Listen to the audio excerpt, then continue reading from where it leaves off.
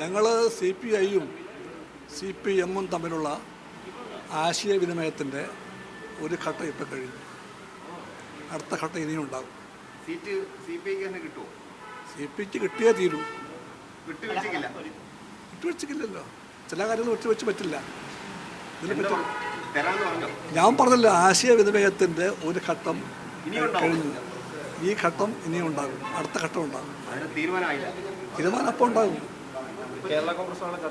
അതെനിക്കറിയില്ല.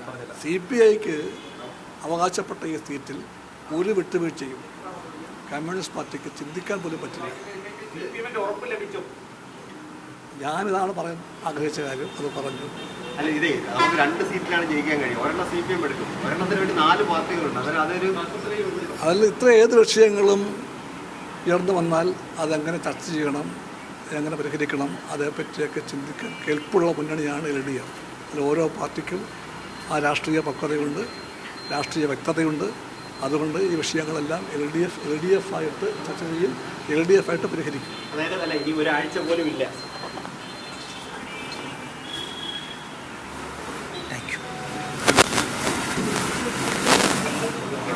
രാജ്യസഭാ സീറ്റ് ചർച്ചകൾക്ക് ശേഷം ബിനോയ് വിശ്വം മാധ്യമങ്ങളെ കാണുകയായിരുന്നു.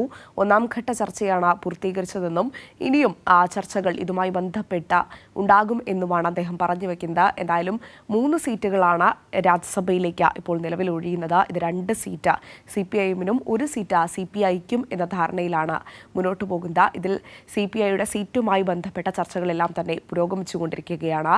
ആരായിരിക്കും അടുത്തതായി രാജ്യസഭയിലേക്ക് എന്നതടക്കമുള്ള ചർച്ചകൾ പുരോഗമിക്കുന്നു. കൃത്യമായ രീതിയിലുള്ള സ്ഥാനാർത്ഥി നിർണയത്തിലൂടെ തന്നെ രാജ്യസഭ MP തെരഞ്ഞെടുക്കുന്നതിന് വേണ്ടിയുള്ള കൃത്യമായ സ്ഥാനാർത്ഥി നിർണയ ചർച്ചകളെല്ലാം തന്നെ പുരോഗമിച്ചുകൊണ്ടിരിക്കുന്ന ഒരു സാഹചര്യം ഇപ്പോഴാണ് CPIM ചർച്ച നടന്നുകൊണ്ടിരിക്കുന്നത്.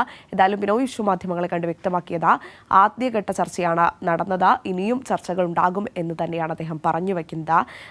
ഈ ഒരു സംവിധാനത്തിൽ, അതായത് LDFന്റെ രാജ്യസഭാ തെരഞ്ഞെടുപ്പുമായി ബന്ധപ്പെട്ട കൃത്യമായ രീതിയിലുള്ള ചർച്ചകൾ പുരോഗമിക്കുന്നു. ഈ ചർച്ചയുടെ 1ാം ഘട്ടം ആണ് നടന്നത്. ഇപ്പോൾ നടന്ന ചർച്ചയിൽ MV ഗോവിന്ദൻ മാസ്റ്റർ അടക്കമുള്ള CPIM നേതാക്കൾ, അതോടൊപ്പം തന്നെ നമ്മൾ നേരത്തെ കണ്ടത് CPI സംസ്ഥാന സെക്രട്ടറിയായ ബിനോയ് വിശ്വത്തെയാണ്.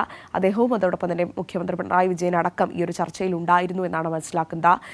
ഇങ്ങനെ നേതൃത്വം കൃത്യമായ രീതിയിൽ ചർച്ച നടത്തിക്കൊണ്ടാണ് ഇപ്പോൾ LDFന്റെ രാജ്യസഭാ തെരഞ്ഞെടുപ്പ് ചർച്ച പുരോഗമിച്ചുകൊണ്ടിരിക്കുന്നത്. സീറ്റുകൾ 3 സീറ്റുകൾ ഒഴിവരുന്നു. ഈ 3 സീറ്റുകളിലേക്കും ആരൊക്കെ മത്സരിക്കണം, കൃത്യമായ രീതിയിലുള്ള തീരുമാനങ്ങൾ ഉണ്ടാകുകയാണ്.